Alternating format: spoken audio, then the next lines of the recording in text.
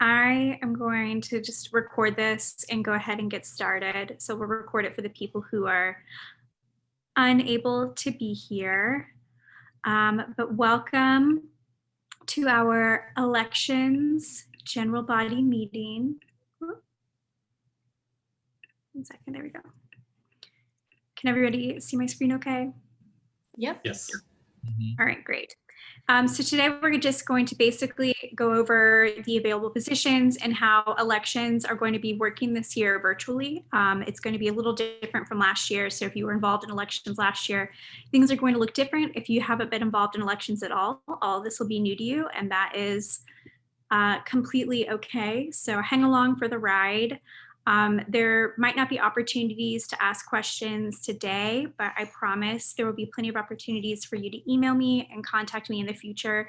We can set up times to talk. I'm going to have scheduled times available to meet with anybody who has any questions about the election process in general and just wants to know about different positions and everything about it. So to get started, I suggest taking a screenshot of this. This is going to be our basic general timeline of how the elections are going to work. So on February 7th, which is a Sunday at 5 p.m., you can see the meeting ID right here on Zoom. We're going to be having an executive board meeting that's going to be open for anybody who's interested in attending. We highly encourage you attend this meeting. You can just come and you can just sit and see how we kind of function as a board and see how we move through things. It's a great way to kind of get to know the sorts of things that we do and talk about a little bit behind the scenes. So this will be our open executive board meetings. Now, this is where things will kind of get important. So for the election process in general, well, first, let me start off by saying what sorts of things that we're looking for. So we're really looking for members who are passionate about advancing leadership, design, and service among architecture students. We're looking for those who are ready to become a candidate, and they should be able to manage the time commitment of the AIAS executive board requires, maintain a strong grade point average, and be respectful, responsible, and proactive. You'll have to submit what is called an executive board application, which might sound like it's a lot. It's really not that much that you think. It'll have something like, your name, your email, a headshot.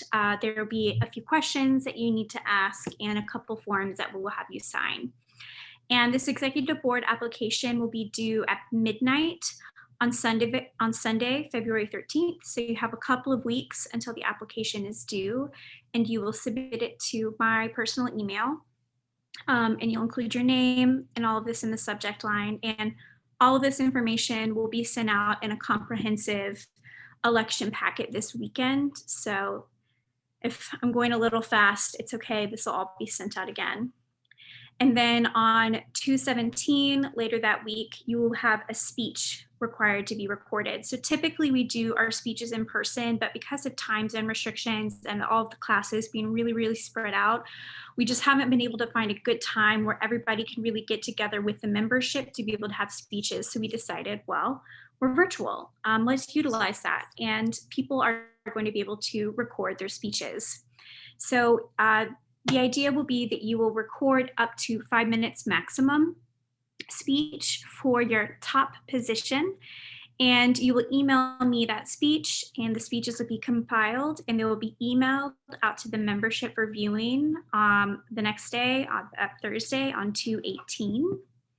And then voting will open promptly on Friday at noon, 2/19, and the voting will be open for the entire membership throughout the entire weekend. The voting will take place virtually. We will use the same virtual voting method that we used last year, where every single member is given a specific identifying code so that they may only vote once. And all of this will be explained. It's a very easy process, but it just ensures that people will only be able to vote one time. And we will have third-party faculty members who will verify all of the votes and verify the entire voting process to make sure that nothing has been tampered with and to make sure that everything runs smoothly and that there's been no interference or anything like that, and that we have a very fair election process, because that's really, really important. We want to make sure everything is completely fair. And then we will tally all of the election results, and the election results will be announced that Monday. I say that Monday, it might take actually, depending on the election results, it might actually take a couple of days. So this is more right here of a tentative date. So potentially that Monday, February 22nd, but depending on the third-party reviewers, it might end up being more like that Tuesday or Wednesday. But the election results will be announced via Instagram, email, and Slack. So let's talk a little bit about the different positions. So we have two different types of positions. We have elected positions and appointed positions. Elected positions are voting members of the executive board. They're elected through our election process. And then appointed positions are supporting members of the executive board who typically, we don't elect them. They're appointed later on after the executive board is elected, and they don't necessarily have as much responsibility, but it's still a great way to stay involved. So in terms of our elected positions, first up, we have the president. And if you look at the bottom of this screen, we'll have the current officer and then their SCAD email. So you will be able to reach out to each of the specific board members if you have any specific questions that you want to ask them. So the president basically is the outward face of the chapter. They represent SCAD. Some of the recommended qualifications are they have excellent public speaking skills, strong leadership qualities, the ability to manage and delegate to others. They're in charge of organizing and running all general business and special meetings. It's their responsibility to delegate tasks. They work closely with the vice president to ensure that all tasks are completed with quality and in a timely manner. They also attend national functions and they represent our chapter nationally. So they talk with the South Quadrant director on a regular basis, who will be me next year. So whoever the chapter president is, we will be talking a lot, which will be lots of fun. So that'll be really great. They will also talk with other student organizations and also, just be a voice for students in general. So if there's a problem amongst students, the president has a great power and a great sense of duty to stand up for their fellow students, to the faculty, to the administration, and that's something that I take personally very seriously. Next up for a position, we have vice president. The vice president kind of serves as the inward face of the chapter managing the executive board. So the vice president works closely with the president to ensure that the tasks are completed with quality in a timely manner. It's a really, really important position. The vice president manages the Google Calendar and to make sure that events and tasks and due dates are cohesive, which is a pretty large task when there's so much stuff going on and a lot of different small moving parts and things constantly changing. The vice president also takes on the president's duties in the absence of the president, so that is something to take into consideration. And the vice president also does things like meets with the different board members on a regular basis, checks in with them on a weekly and bi-weekly basis to make sure that they are meeting all of their tasks and getting everything done. So some recommended qualifications are the ability to manage others, ability to follow and involve calendar, events, tasks, and due dates, and have strong leadership qualities. Next up, we have the communications chair. They are responsible for communicating information about SCAD, AIS happenings to the public. They manage all of the social media accounts, including Instagram, Facebook, and potentially a website. A little bit under development right now, so we will see how that goes. They're also in charge of all advertisement, so things like physical posters, that sorts of things. If we have a graphics director, they will also oversee the graphics director.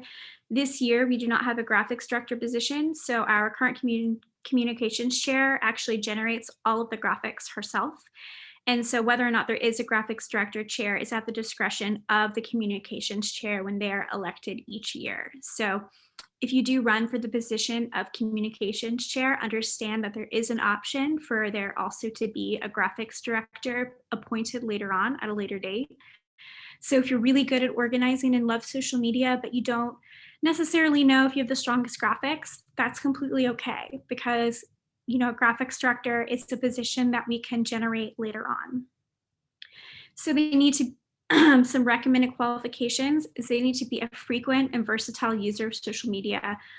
They have to be on Instagram a lot, have it connect, they'll have it connected to their phone. They need to have knowledge of Photoshop and Illustrator, and the ability to obtain event information and advertise within a short amount of time. Sometimes events come up last minute or we have last minute changes. So being able to be flexible and generate some last minute changes in graphics is a really important skill to have. Next up, we have the events chair. The events chair, this is a pretty large position. They're in charge of organizing and running the SCAD AIS events with assistance from the Beaux-Arts Ball Director and the Small Events Director. So the events chair decides what events to hold and when they will happen. They delegate and manage their team of directors to hold successful events. And when a director's position is vacant, it is on the events chair to fulfill their roles. So recommended qualifications is knowledge on how to plan events, ability to manage and delegate to others, excellent time management to plan and attend all events. It's a pretty big position, but you'll develop absolutely excellent skills when you work in this position. Now we have our professional development chair. The professional development chair is the chapter's resource to the membership to understand the architecture profession. So it is their role to inform the student body about how to begin a professional career, including knowledge about licensure, gaining AXP hours, taking ARE exams, starting an NCARB record, and aspects of applying for a job, such as making a resume and a portfolio. So if any of the members have these types of questions, they will be coming to you as that resource. So you need to make sure that you are available and that you have this type of knowledge. The professional development chair also organizes and runs Friday Firm tours, and they're the student representative at the AIA Savannah monthly meetings. So they have to attend the AIA Savannah meetings on the second Thursday of the month at 4:30 p.m. They also have to have knowledge of NCARB, AXP, ARE, and the licensing process. So because of all of this, we also prefer that they are a graduate student. However, this is not a deal breaker, but we do prefer that they are at least a senior or a graduate student. Then we have the treasurer. The treasurer is in charge of the finances and all finance related things. They also coordinate with the officers, particularly the events chair, to generate a budget each quarter that will be submitted to the Interclub Council, the ICC. It's their job to remain in contact with the ICC. They're in charge of depositing, reimbursing, applying for grants, and managing all of our bank accounts. They also have to attend the ICC informational meetings the first week of every quarter and inform the executive board about ICC's policies and procedures. So they need to be responsible when handling money, ability to create and maintain a detailed budget that results in positive grossing funds. Then we have our secretary. The secretary is the historian for the chapter, so they document the events and meetings in an organized way. They also take meeting minutes at the executive board meetings. They document events with photos, sign-up sheets, and other ways to keep the documentation organized in the chapter's Google Drive. So they need to have the ability to take notes quickly, good organizational skills, and they have to attend all meetings to take meeting notes. And then we have the Freedom by Design Director. The FBD Director is in charge of the FBD program that provides students an opportunity to participate in design build projects for members of the community. The FBD Director has a committee to help in the planning of the project. So they actually oversee their own little board. So they will oversee and help organize all of the FBD projects and be responsible for reporting all of that information back to the board. So we recommend that they have a desire to provide service for the community, knowledge of construction techniques, and the ability to manage and delegate to others. This is a pretty large position in and of itself, so we recommend that you have a little bit of leadership background if you're applying for this position. And then as for the appointed positions, we have our Beaux-Arts Ball Director. The Beaux-Arts Ball Director plans the annual Beaux-Arts Ball, which is typically held in winter quarter and reports directly to the events chair. So they plan and coordinate with the other organizations during the start of winter break. We typically collaborate with ID over this event. They're involved with planning the theme, decorations, venue, entertainment, food, advertisement, anything else associated with the ball. We'd like for them to at least have been involved with maybe planning a large scale event before, but it's not a deal breaker. We planned a lot of Beaux-Arts balls. We have a lot of great resources for how to go about doing this. So it's okay. So passion, I think, is the most important thing.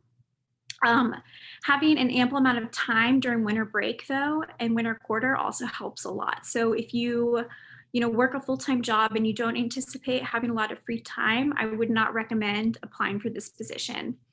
Also, being able to work well in collaboration with others is really important. And then we have the small events director. So the small events director plans events for AAS membership, and they report directly to the events chair, who will determine what the events will be. So some of the events will deal with raising funds for the chapter, needs, and coordination with the treasurer. So they're also involved with reserving event spaces if we were on ground, equipment, that sort of thing. But you know, we are virtually, so they're really about the smaller, more low-key events. So knowledge on how to plan small scale fundraising events. They can show professionalism in acquiring donations, and they are proactive in completing tasks. And then lastly is the graphics director. Their job would be to make graphics for social media and marketing for SCAD AIS. They would report directly to the communications chair. And then in coordination with the communications chair, the graphics director would determine the graphic style for the year, but it is not the responsibility of the graphics director to include the content of information for the advertisement.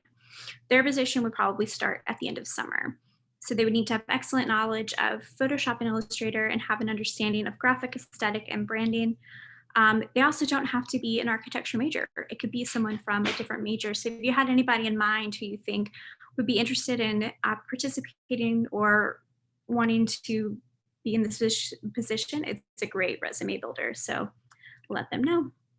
And this is the end of the overview of positions. I hope that this give you a little bit of a real quick whirlwind. It's hard to get these get these meetings in a really fast 15 minutes, but we got to do what we got to do with classes. Got to push it out to the best of our ability. So sorry for talking really fast. But if you want, please email me with any follow-up questions that you might have, or reach out to me on Instagram.